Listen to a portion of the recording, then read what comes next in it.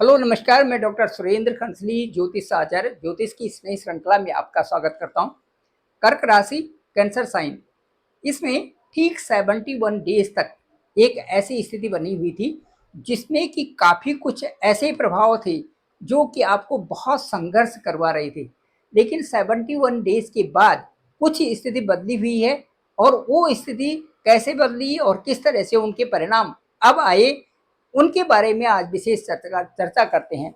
इसके साथ साथ में मैं बताना चाहूँगा कि जो शनि है और जो राहु हैं, इनके सप्तम और अष्टम या अष्टम हाउस में गोचर करने से बहुत ही दुर्लभ परिणाम वहाँ पर निकलते हैं। कुछ परिणाम तो अच्छे होते हैं, लेकिन कुछ परिणाम ऐसे भयावह होते हैं जिनसे कि दिनचर्या में कई प्रकार के अच्छे परिवर्तन नहीं होते।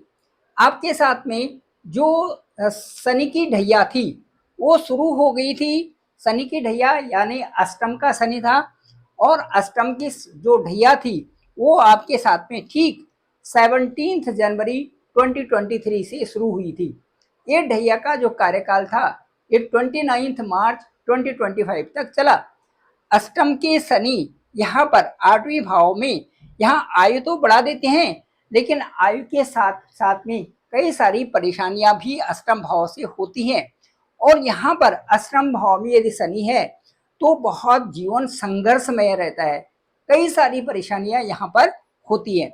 इसके साथ साथ में यदि राहु और चंद्रमा आपके सप्तम हाउस में है या सप्तम अष्टम हाउस में है या आपके किसी जो सप्तम अष्टम या 12वें हाउस में राहु और चंद्रमा है, तो ये स्थिति भी काफ़ी कुछ ऐसी स्थितियां बना देती हैं जो कि बहुत कुछ तरह से संघर्ष वाली लाइफ बन जाती है। इसके साथ साथ में मैं ये कहूँगा कि यदि सप्तम में राहु हैं तो दाम्पत्य जीवन भी यहाँ पर प्रभावित होता है और कई सारी समस्याएं यहाँ पर आ जाती हैं।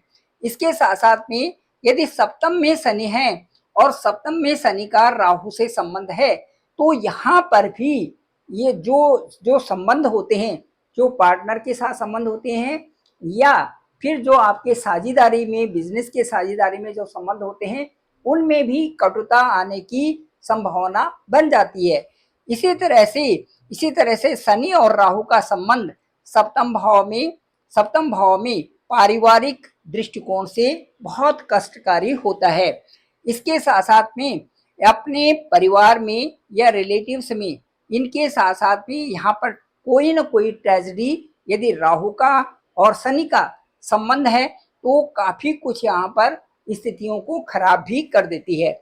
इसके साथ साथ में मैं ये कहूँगा कि जो कर्क राशि वाले लोग होते हैं ये हाईली सेंसिटिव होते हैं, दूसरों की मदद करने वाले, दूसरों के लिए अपना सब कुछ करने वाले या दूसरों पर अपने परिवार के लिए और जो अन्यत्र लोग हैं उनकी मदद करने के लिए हर समय तैयार रहते हैं। लेकिन जब अपनी बात आती है उस पे उनको अकेला ही संघर्ष करना पड़ता है। कर्क राशि वालों के लिए जो 71 डेज बहुत अच्छे नहीं थे उनकी चर्चा सबसे पहले करते हैं। जो 71 डेज थे वो राहु और केतु दोनों ने यहाँ पर 18 मई को 2025 को काल सर्प योग बना लिया था और इनके दोनों तरफ इसी एक्सिस में राहु और केतु के एक्सिस में ही सारे ग्रह यहीं पर थे। यहाँ तक कि जो मंगल अब यहाँ पर 3rd हाउस में आया हुआ है, इससे पहले वो आपके 1st हाउस में थी, जबकि काल सर्प योग ठीक बना हुआ था 18 मई 2025 को। इसके बाद मंगल केतु के साथ में आए और उसके बाद जब मंगल यहाँ से हटके 28 जुलाई को 3rd हाउस में आए तो यहाँ से काल सर्प योग जो आपका बना हुआ था वो दूर हुआ 28 जुलाई के बाद। अब मैं ये कहूँगा कि जो मंगल 7 जून को दूसरे भाव में केतु के साथ में आए थे तो यहाँ पर भी कई तरह की संघर्ष रहा और परेशानियां आपके साथ में रही। बाकी सभी ग्रह 8वें और उसके साथ साथ में केतु दूसरे हाउस में थे और ये सारी परिस्थितियां आपके लिए बनी हुई थी। 28 जुलाई को जैसे ही मंगल थर्ड हाउस में आई हुई है, काल सर्पयोग आपका दूर हुआ है। इस काल सर्पयोग जो समय था 71 डेज का जो समय था, इस समय में आज काफी कुछ तनाव भी था। इस समय में काफी कुछ जो है आपकी आपके डिसीजन मेकिंग में भी परेशानी थी, संघर्ष परिवार में भी था, और इसके साथ साथ में जिन लोगों का विवाह नहीं हुआ था उनके लिए इतने दिनों की एक इस तरह से एक व्यवस्था बनी हुई थी कि इसमें किसी भी तरह से विवाह होना भी असंभव ही हो रहा था। यहाँ पर यदि कहीं पर विवाह की बातें हो रही थी तो वो भी नहीं हो पा रही थी, और साथ साथ में जो ये संघर्ष था ये आपके लिए निराशापूर्ण कह सकते हैं। शादी में देरी, जिन लोगों का संतान थी संतान में देरी, और इसके साथ साथ में फाइनेंशियल और आर्थिक रूप से भी ये समय आपके लिए अच्छा नहीं था।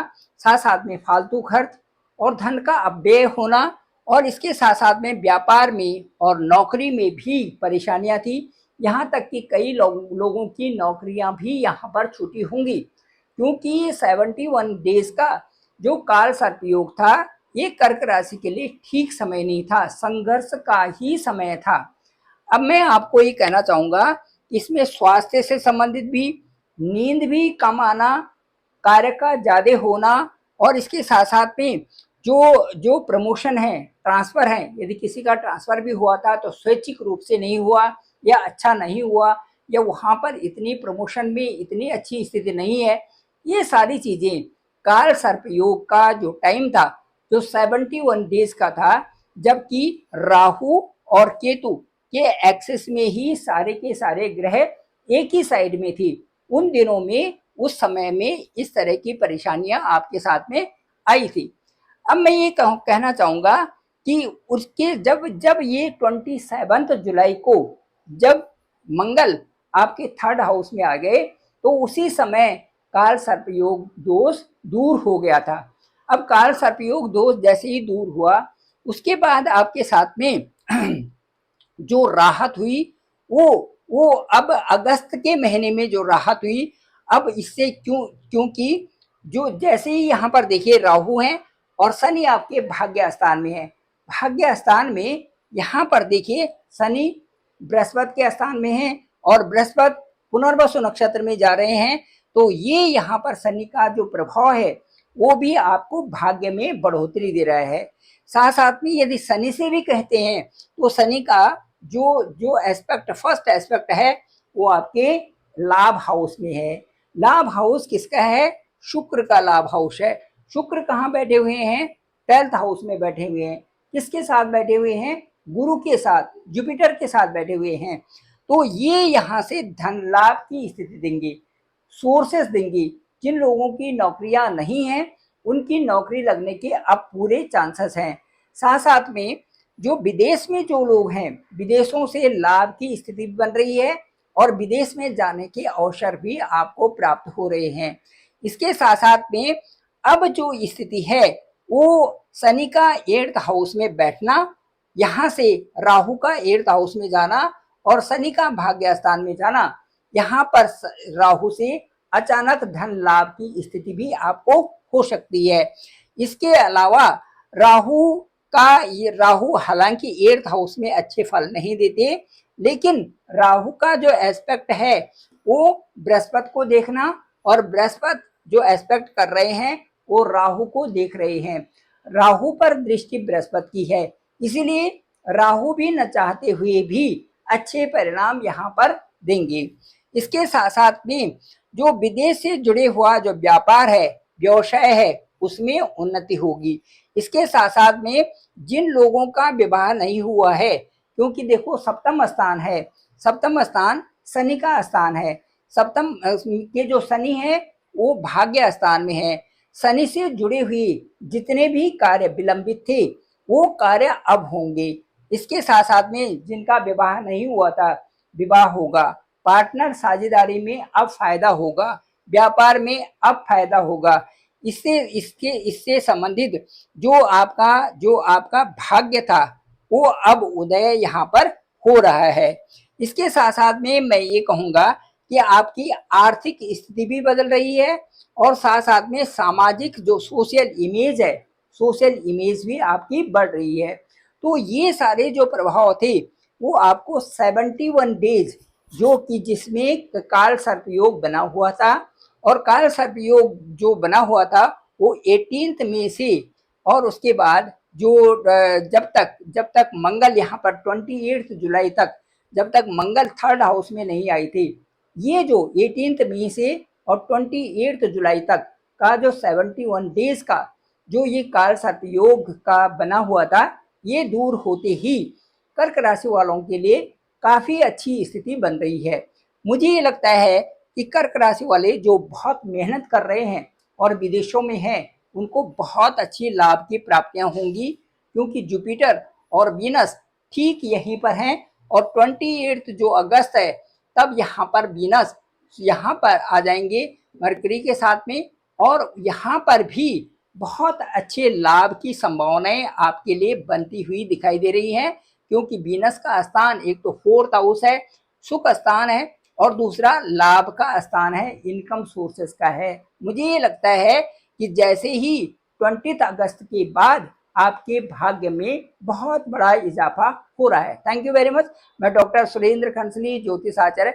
डिस्क्रिप्शन भी मेरा नंबर है 9868280191, और मेरे चैनल का नाम है डॉक्टर सुरेंद्र खंसली। आप जरूर सब्सक्राइब करें, सभी लोगों तक भेजें ताकि सबको जानकारी हो सके।